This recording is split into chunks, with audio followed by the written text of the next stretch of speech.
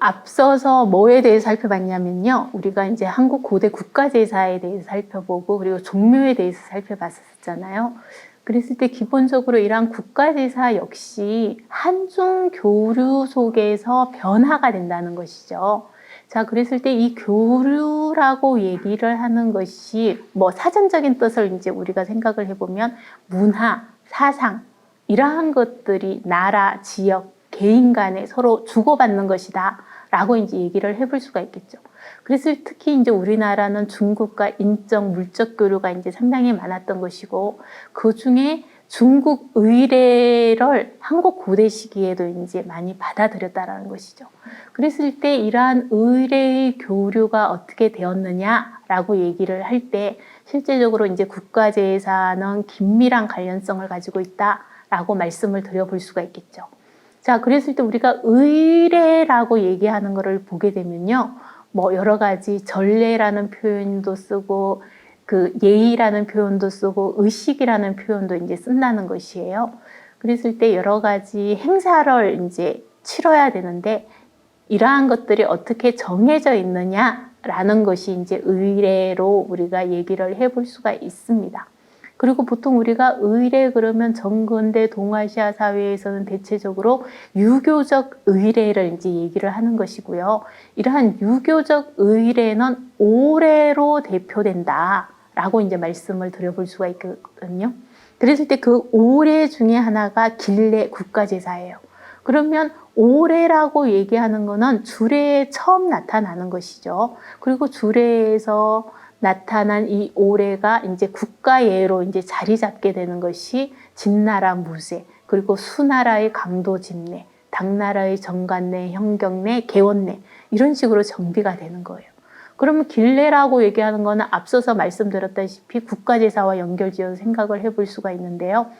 이 길례 외에 빈례, 빈례는 손님, 국가 간의 손님이죠, 그죠? 그러면서 이 다른 나라와 친하게 지내는 거예요. 군례는 군사예겠죠, 그죠? 그러면 이 군사예는 어떠한 것이 있겠어요? 뭐 할속이라든지 전렵이라든지 그러한 것들을 우리가 또 생각을 해봐야 되겠죠. 그리고 가례라고 얘기를 하는 거는 만민과 친하게 지내는 거예요. 그러면 이 가례 속에는 혼례 등등을 우리가 또 생각을 해볼 수가 있겠고요. 그리고 흉례, 그러면 나라의 슬픔, 나라의 근심을 애도하는 거예요. 그랬을 때 이거 같은 경우에 보기에는 왕이 돌아가신다든지 아니면 가뭄이 든다든지 이러한 것들과 연결지어서 살펴볼 수가 있겠죠. 자, 그런 것들을 이렇게 봤을 때 이러한 오례라고 얘기를 하는 거, 이 역시 이 한국 고대 시기에 들어왔을 텐데 고구려 백제 같은 경우에는 지금 제가 정확하게 말씀드릴 수는 없지만 신라 같은 경우에는 중대 이후에는 수용이 되었을 것이다. 그리고 그것이 고려 조선시대로 넘어가면서 유교적 정치 이념을 구현하는데 상당히 중요한 역할을 했을 것이다 라고 이제 말씀을 드려볼 수가 있습니다. 그 중에서 저는 이 오례를 전체적으로 이제 말씀드리기보다는 앞서 말씀드렸던 국가제사 길례, 그것이 어떤 식으로 중국과 교류를 하면서 받아들였는지, 그리고 그러한 국가제사 체계라든지 그러한 것들이 또 어떠한 식으로 변화되었는지에 대해서 말씀드리고자 합니다. 그랬을 때 여러분들이 보시는 것처럼 이 길례가 사방국지 귀신시잖아요, 그죠? 그랬을 때 방국의 귀신까지는 알겠어요. 이 시라는 거에 한번 주목을 해봐요. 우리가 이 시자를 한자 사전을 찾아보면요, 보일시자예요, 보일시. 그럼 귀신을 보이다? 해석이 잘 안 되죠, 그죠? 자, 그랬을 때 이 시자는요, 원래는 한자가 상형 문자잖아요. 우리가 알고 있는 이 보일시자라고 얘기하는 거는 제사상이에요. 제사상을 형상화한 글자예요. 그리고 그것이 점차적으로 어떤 식으로 변화가 되냐면 제사상의 귀신을 이제 얘기를 하게 되는 것이고요. 그리고 이것이 귀신이 지시하다라는 뜻으로 이제 가게 되는 것이고, 귀신이 알리다라는 뜻으로 되고, 그리고 보이다라는 뜻으로 지금 현재 정착되었다라고 얘기를 해볼 수가 있는 것이겠죠. 그랬을 때 방국, 나라의 귀신들을 어떻게 하는 거예요? 섬기는 것이 바로 길례인 것이고, 이러한 길례를 우리는 국가제사라고 이제 말씀을 드려볼 수가 있는 것이겠죠. 그렇다면 앞에서 신라 그리고 고구려 백제의 국가제사에 대해서 이제 다 살펴봤어요. 그리고 그 중에서 어떻게 보면은 천지인 제사를 얘기를 하지만 실제적으로 이 길례의 형식이라고 얘기하는 거. 그러니까 제사도 중요도에 대해서 차등을 두는 거거든요. 그랬을 때 제일 큰 제사가 있고 중간급의 제사가 있고 그거보다 좀 더 작은 제사가 있을 거 아니에요. 그것을 우리는 이제 대사, 중사, 소사 이런 식으로 이제 나눠 볼 수가 있는 것이죠. 그랬을 때 중국에서 대중소사라고 얘기하면서 제사의 등급을 나눈 것이 주례부터 이제 시작이 되는 거겠죠, 그죠? 그리고 수나라, 당나라, 그리고 우리나라는 그랬을 때 신라의 경우는 어땠느냐? 그랬을 때 그러면 고구려 백제 대사, 중사, 소사 부분도 해주세요라고 얘기해 볼 수 있지만 기록이 없어요. 그러다 보니까 이 신라의 경우만 우리가 이제 좀 생각을 해 보도록 하겠습니다. 자, 그랬을 때 큰 제사로 이 주례에서는 천지제사, 종묘제사를 얘기를 하죠. 그리고 중간급 제사로 일월성신, 사직, 오사. 이 오사라고 얘기하는 거는요, 일상생활에서 어떻게 보면 필요한 중요시 여기는 곳에 제사를 지내는 거예요. 그것의 하나가 부엌이라든지 문이라든지 우물이라든지 그러한 것에 대한 제사이겠죠. 그리고 소사에는 사명이라는 것이 있고 사중이라는 것이 있는데요. 사명이라고 얘기하는 것은 궁중을 관리하는 신이에요. 사중은요, 가나를 관리하는 신이에요. 그랬을 때 이러한 제사를 등급을 매기는 거죠. 그리고 수나라 때를 보게 되면 호천상제, 오방상제, 요거는 하늘에 대한 제사죠, 그죠? 일월신도 하늘이겠죠, 그죠? 그리고 항지기, 신주, 사직 같은 경우에는 땅에 대한 제사잖아요, 그죠? 그리고 신주라고 얘기하는 거는 중국을 뜻해요. 그리고 종묘는 인에 대한 제사예요. 그래서 천지인에 대한 제사로 가장 큰 제사. 수나라 때는 호천상제, 오방상제, 일월, 항지기, 신주, 사직, 종묘를 얘기를 하는 것이죠. 그리고 이 중사에는 성신, 그리고 오사, 그리고 사망이 있죠. 이 사망이라고 얘기를 하는 것이 사진, 사해, 사독 등을 얘기를 하는 것이죠. 오악까지 포함해서. 그리고 소사의 사중, 사명 등이 이렇게 있어요. 그리고 당나라 같은 경우를 보더라도 크게 변화되진 않죠, 그죠? 천에 대한 제사, 땅에 대한 제사, 사람에 대한 제사, 종묘. 그리고 중간급의 제사로 이제 일월, 성신, 사직, 역대, 제왕. 그러면서 여기에도 천지인 제사로 이제 나눠지는 모습을 볼 수가 있겠죠. 그리고 소사로서의 모습을 또 이제 볼 수가 있습니다. 근데 한번 보세요. 이 신라 같은 경우를 보게 되면 중국의 국가제사 체계 속에서는 천지인 제사가 골고루 다 들어가 있잖아요. 대사에. 중사에도 마찬가지예요. 소사에도 마찬가지예요. 근데 삼국사기 제사지 신라조를 보게 되면요. 대사에는 삼산이 들어가 있고요. 중사에는 오악, 사진, 사해, 사독을 비롯한 기타 6곳의 산천이 들어가 있어요. 그리고 소사에는 또 상악, 이하, 서술까지 산천이 들어가 있어요. 신라의 대중소사는 산천 제사만을 대중소사로 이렇게 나누고 있다라는 거예요. 그랬을 때 중국의 대중소사 체계랑 신라의 대중소사 체계는 그 내용이 이제 다른 모습을 여기서 살펴볼 수가 있겠죠. 그랬을 때 어떻게 보면은 이 신라 같은 경우에는 중국의 제사 제도의 영향을 받았지만 그 편성이라든지 그러한 것들은 이 상당히 독자적인 모습으로 했을 것이다 라고 이해를 하고 있습니다. 그렇지만 실제적으로 과연 그랬을까?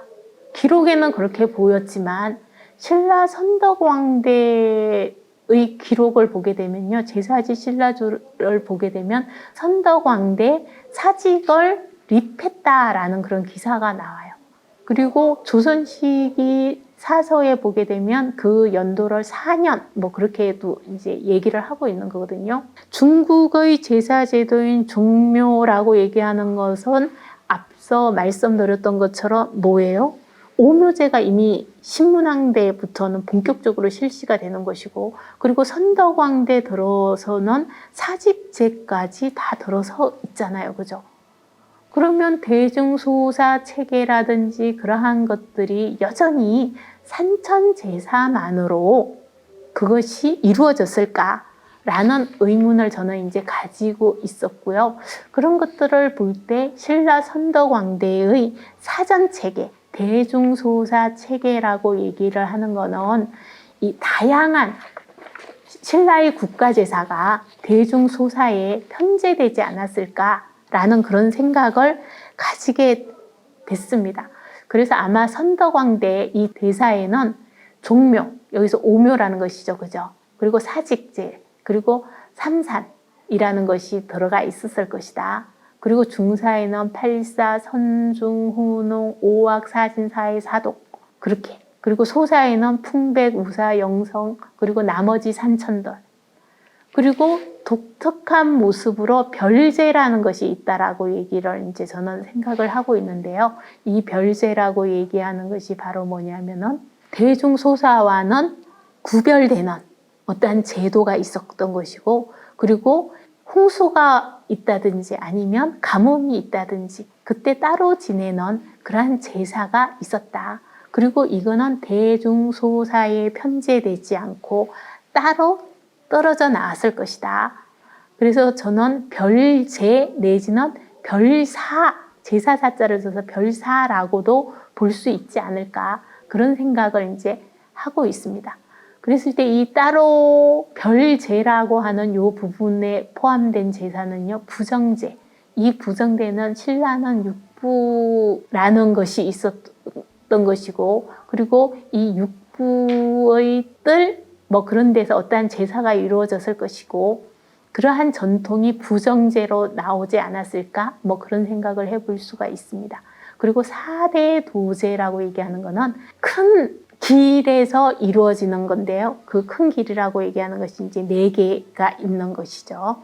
그거를 우리가 여기서 살펴볼 수가 있습니다. 그 부분과 관련해서는 좀 이따 뒤에서 다시 한 번 더 말씀을 드리겠습니다. 그리고 압구제라고 얘기를 하는데요. 이 압구제 같은 경우에는 이 구른 귀신을 제압하는 그러한 제사다. 그리고 벽기제는 나쁜 기운을 이제 물리치기 위한 제사, 뭐 그런 것들을 볼 수가 있습니다. 그리고 홍수나 가뭄 때 이루어지는 제사로 사성문제, 그리고 사천상제, 일월제, 오성제, 기우제 등이 있지 않았을까, 그런 생각이 듭니다.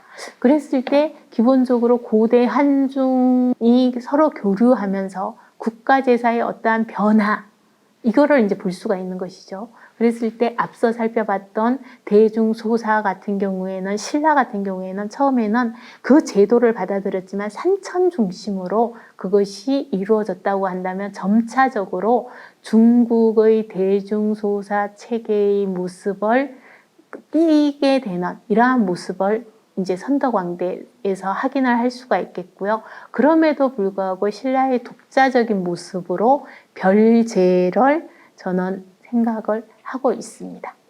그리고 이러한 부분이 고려 조선의 국가제사 체계 속에서도 이제 나오고 있는 모습을 볼 수가 있겠죠. 그랬을 때 보통 우리가 이 국가제사라고 얘기를 하는 것이 중국 것을 그대로 수용했다, 그건 아니라는 것이죠. 독자적인 모습도 여전히 가지고 있다.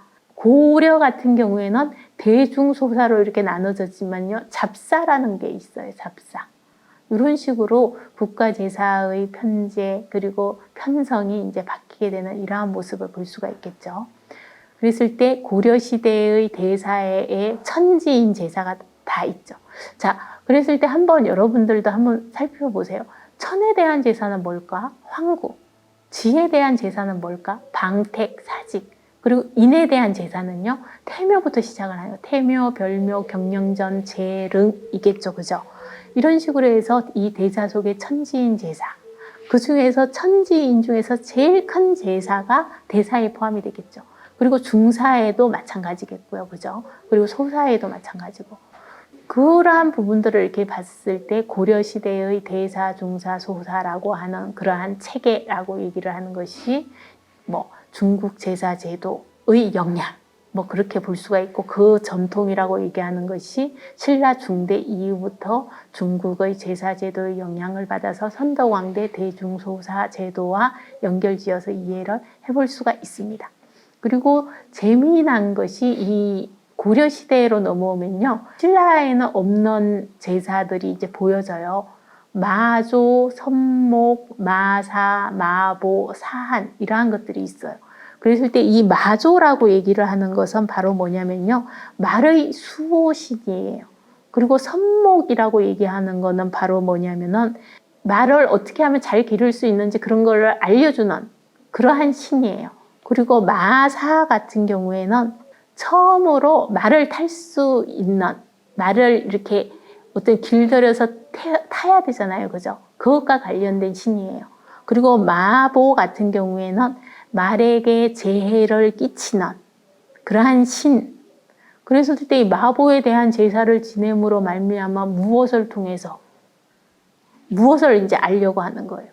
말에게 피해를 주지 않게 그거를 이제 소망하는 이러한 모습을 볼 수가 있겠죠. 사한은요, 빙신이라고 얘기하는데, 이 빙신이 겨울의 여러 가지 추운 그러한 것들을 가나라는 신이잖아요. 그죠? 그래서 때 겨울과 관련된 신, 뭐 그렇게 이해를 해볼 수가 있는 것입니다. 그리고 조선시대에도 이제 고려와는 또 다른 형태의 제사의 모습들도 보여지고 있는 거잖아요.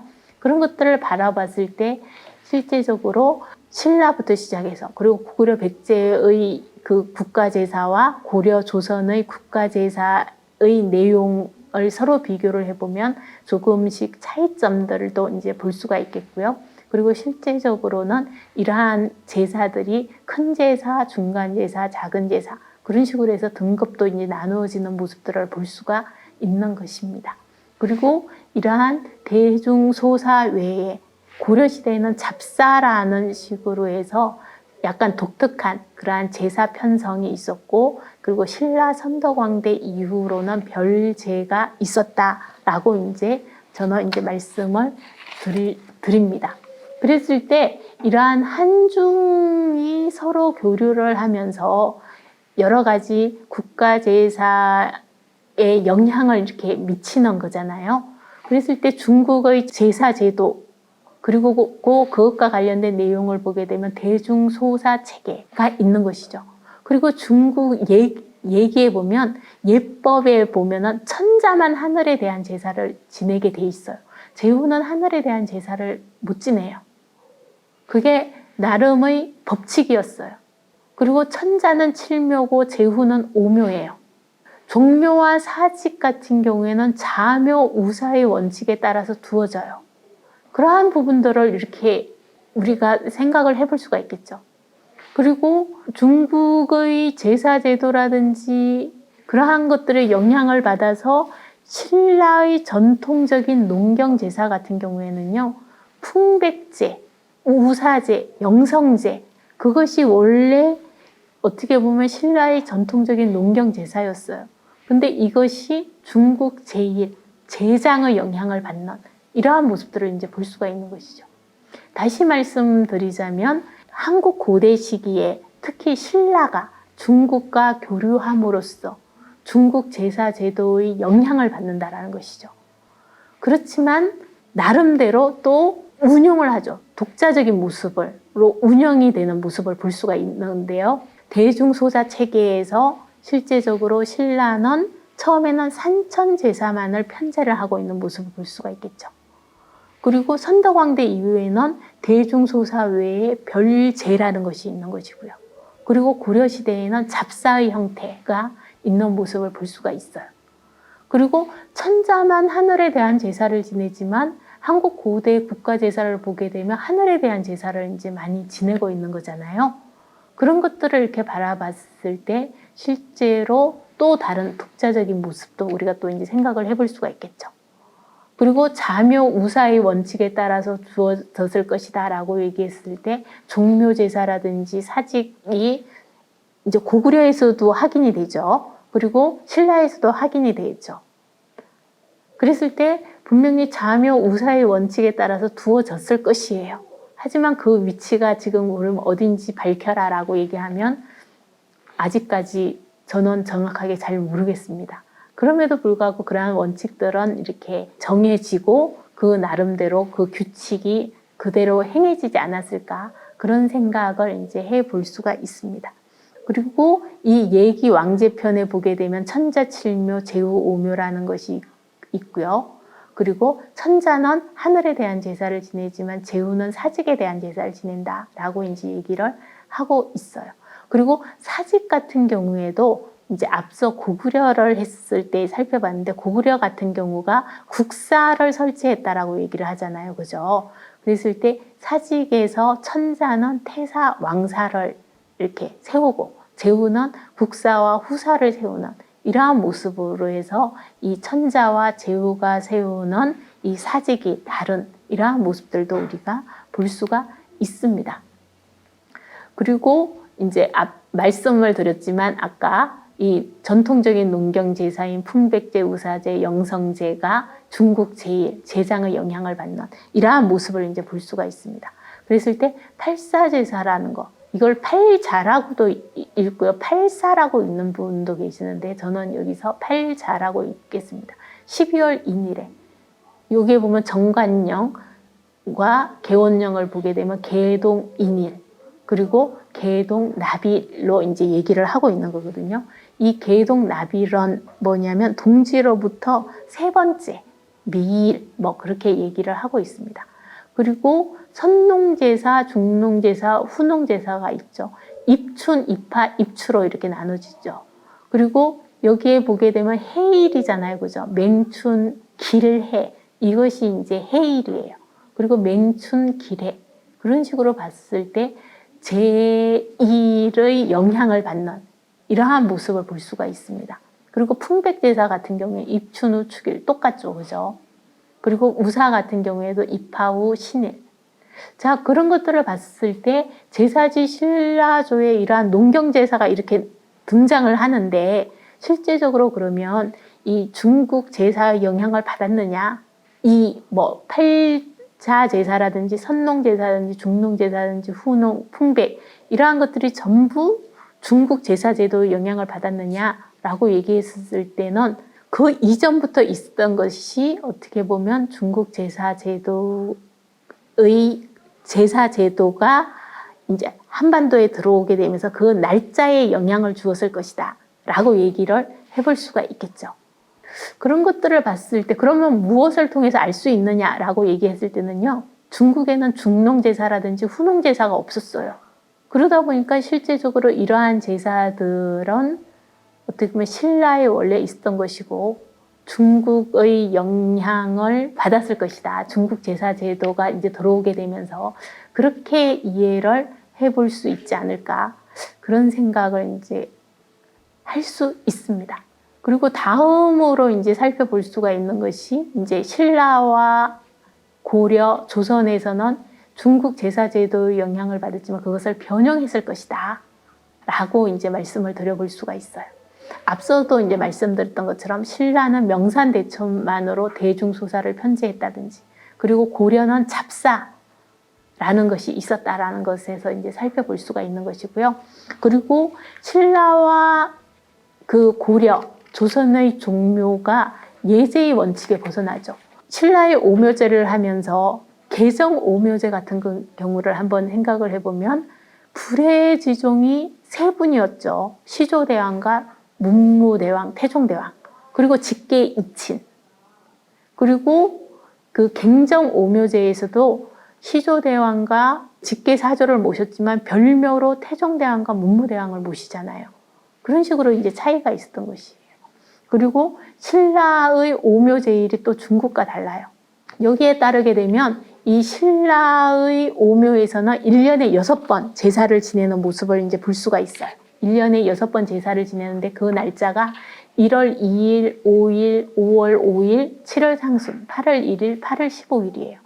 하지만 당 개원내를 보게 되면 사시 맹월, 제일 마지막 달, 그리고 나벌에 행하는 것이 있고요. 그러다 보니까 1년에 5번 제사를 지내는 것이죠. 신라는 6번 제사를 지내요. 그리고 날짜도 다른 거예요. 그리고 3년마다 맹동에 협제를 지내고 5년마다 맹하에 체제를 지내는 이러한 모습을 우리가 이제 여기서도 살펴볼 수가 있습니다. 자, 그랬을 때 이 협제라는 제사는 이 대수가 지나서 종묘에서 신주를 내보내야 되잖아요. 그죠? 그분들을 위해서 3년마다 제사를 지내는 거를 여기서 얘기를 하고 있습니다. 그리고 이 체제라고 얘기하는 거는 5년마다 지낸다라고 얘기하는데 이 체제는 시조를 배양하는 제사예요. 그런 것들을 볼 때 비록 오묘제라고 얘기를 하는 중국 제사 제도의 영향을 받기는 받았지만 실제적으로는 이 제의를 통해서 봤을 때 이제 신라는 이 중국의 제사 제도를 변형했다라고 말씀을 드려볼 수가 있습니다. 그리고 하늘에 대한 제사는 천자만이 할 수 있다라고 얘기를 하고 있는 거잖아요. 하지만 고려시대에도 하늘에 대한 제사, 신라도 마찬가지고요. 그리고 고구려도 마찬가지고 백제도 마찬가지고 이렇게 하늘에 대한 제사를 지내고 있잖아요. 그리고 조선시대 때 세종대 이후에는 천에 대한 제사를 지내지 않아요. 그러다가 세조 때 잠깐 동안 일시적으로 부활이 되었다가 대한제국에 이제 황제가 되면서 하늘에 대한 제사를 지내는 모습을 볼 수가 있겠죠. 그리고 이 중국의 제사 제도 중에 또 하나가 뭐냐면요. 공자에 대한 그러한 제사가 있는데 이 석전례 같은 경우에도 상당히 신라에서는 독자적으로 이렇게 수용이 되고 운용이 되었다라고 얘기를 해볼 수가 있습니다. 그리고 농경제사와 관련해서 이 별제의 하나라고 말씀을 드렸었잖아요. 그죠? 중농과 후농에 대한 제사. 이것이 고려시대까지 이제 행해지고 있는 모습을 볼 수가 있어요. 하지만 조선 태종 때 혁파가 되는 모습을 볼 수가 있겠죠. 그랬을 때 중농제와 후농제 같은 경우에는요, 신라 통일 이전부터 있었던 그러한 제사였던, 농경제사의 하나였던 것이고, 그것이 조선 초기까지도 계속 행해졌다라는 것을 여기서 살펴볼 수가 있는 것이겠죠. 그랬을 때 신라의 중농과 후농에 대한 제사는 뭐 어떻게 보면 신라의 아주 전통적인 농경 제사였다라고 말씀을 드려볼 수가 있는 것입니다. 그런 것들을 봤을 때 이 조선시대 때 이 중농제와 후농제가 이렇게 없어진 그 이유 중에 하나는 중국의 제사 제도를 보니까 없더라.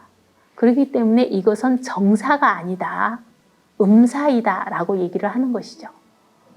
그랬을 때 우리가 국가제사라고 얘기를 하는 것들을 이렇게 봤을 때 뭐 한국 고대 그리고 고려시대, 조선시대와 서로 비교를 해보면요. 한국 고대의 국가제사라고 얘기를 하는 것이 상당히 우리에게 주는 의미 그러한 것들을 이 중농제사와 후농제사를 통해서도 이제 생각을 해볼 수 있지 않을까 그런 생각이 듭니다. 그래서 지금까지 이 길례를 통해서 한국과 중국의 문화적 교류를 이제 생각을 해봤고요. 그리고 신라를 비롯해서 고려 조선이 실제적으로 이 중국의 국가제사의 여러 가지 형식, 내용을 받아들이긴 받아들였지만 그거를 운용하는 데 있어서는 상당히 변형했을 것이다. 그리고 앞서서 이 오묘의 제일도 중국의 종묘 제일과는 다르다라고 이제 말씀을 드렸었잖아요. 그랬을 때 대체적으로 이것은 신라의 전통적인 시간관념과 연결지어가지고 아마 이해해 볼 수 있지 않을까 그런 생각을 해볼 수가 있겠고요. 그리고 농경제사와 별제의 제장 그랬을 때 팔자제사 같은 경우에 신성불문, 선농제사 같은 경우에는 웅살곡 뭐 그런 식으로 이제 얘기를 하잖아요. 산원이라든지 탁저라든지 그리고 이 사성 문제 같은 경우에는 대정문 뭐 이런 식으로 해서 각각의 문에서 이루어지는데 여기를 보게 되면 이 정이라고 얘기하는 그 우물이라고 얘기하는 그리고 연이라고 얘기하는 이런 식으로 해서 물과 관련된 장소 그리고 림, 문열림 이런 식으로 봤을 때 숲과 물과 관련된 그러한 곳이 농경제사와 별제의 제장이에요. 그랬을 때 대체적으로 숲이라든지 우물이라든지 이러한 것들이 원시신앙의 성지와 밀접한 관련을 가지고 있거든요. 그랬을 때 농경제사와 별제의 제일, 제사 날짜는 중국 제사 제도의 그 날짜, 제일의 영향을 받았지만 이 장소 같은 경우에는 여전히 이 신라의 전통적인 원시신앙과 밀접한 장소에서 이루어지는 것들 속에서 이 국가제사, 특히 신라의 국가제사라고 얘기하는 것이 상당히 중국과는 다른 이러한 모습을 띠면서 운영이 되었다라고 이제 말씀을 드려볼 수가 있습니다. 그리고 이 팔자제사 같은 경우에는 이 천자가 연말 때 이루어지는 거. 그러면 중국 제사제도 뭐 그거를 그대로 받아들였다라고 얘기를 해볼 수도 있겠죠. 그리고 이것은 어떻게 보면은 농경신을 중심으로 한 백신에 대한 감사 의례라는 것이죠. 그랬을 때 저 같은 경우에 이 농경제사의 제일 윗부분에 있는 것이고, 그러면서 소사라는 큰 체계 속에서 이 농경제사 중에 이 팔자제사를 저는 중사에 언급을 하고 있거든요. 그런 것들을 봤을 때 이 팔자제사라고 얘기를 하는 것이 중사에 편성될 수 있다고 한다면 또 중국의 국가제사 체계 속에서는 보이지 않는 모습이다라고 이제 얘기를 해볼 수가 있습니다. 그런 것들을 염두에 둘 때 실제적으로 이 국가제사라고 얘기하는 것이 뭐 전통적인 그러한 것들 속에서 중국 제사제도의 영향을 받았지만 실제적으로는 신라뿐만 아니라 고구려 백제도 독자적으로 그것을 운용하는 데 있어서는 이제 변용하는 이러한 모습을 우리가 이제 생각을 해볼 수가 있었습니다. 그래서 지금까지 뭐 한국 고대의 국가제사와 종묘에 대해서 살펴봤고요. 그러한 것들이 중국과의 교류 속에서 어떠한 모습을 띄었는지에 대해서 살펴봤습니다. 이상으로 강의를 마치도록 하겠습니다. 감사합니다.